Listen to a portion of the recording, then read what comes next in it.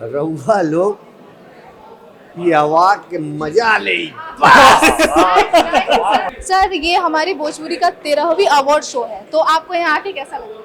देखिए, हमारे लिए बड़ी खुशी की बात है। मैं तो पहली बार आया हूँ और विनोद गुप्ता जी के साथ मैं जुड़ा रहा। उन्होंने पहला उत्तराखंडी अवार्ड भी उन्होंने शुरू करवाया।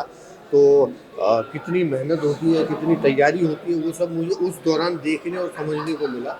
और ये बहुत बड़ी बात है कि इतने वर्षों से लगातार ये आयोजन हो रहा है। तो मैं उसके लिए विनोद जी की पूरी टीम को बहुत बहुत धन्यवाद देता हूँ, क्योंकि अकेले का काम नहीं है जी। और मैं आपसे ये कहना चाहूँगी, जैसे हमारी भोजपुरी ऑडियंस है, भोजपुरी एक अलग ही ट्रैक है। तो जो भोजपुरी ऑडियंस है वो हमेशा चाहती है कि कुछ आप जैसा कोई हैंडसम सा हीरो हो, तो आप भोजपुरी ऑडियंस के लिए क्या कहना चाहते हैं? ये आप मुझसे पूछिए। नहीं, नहीं, यहाँ पे दो हैंडसम है इसलिए। मुझे भी मिल लिया क्या? फिलहाल तो मैं आपसे नहीं, भोजपुरी में काफ़ी अच्छा लोग काम कर रहे हैं और no doubt Bhojpuri industry day by day एक अच्छा ग्रोथ कर रही है। तो इसमें काफ़ी हद तक, अगर मेरा पर्सनल ओपिनियन है कि विनोद गुप्ता भैया का बहुत बड़ा योगदान है। उन्होंने 13 सालों से एक कठिन परिश्रम करके एक हमारी इंडस्ट्री को हर मौके पे सम्मान देते रहे, हर साल सम्मान देते रहे। और क्या होता है, हम लोग कलाकार हैं।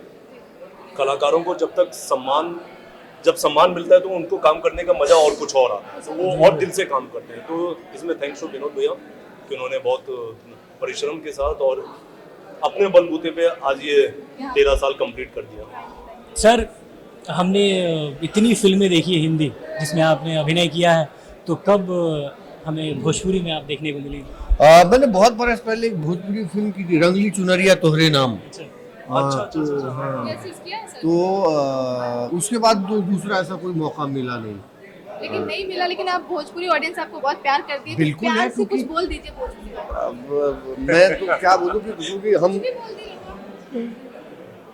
रउआ लोग की अवार्ड के मजा ले।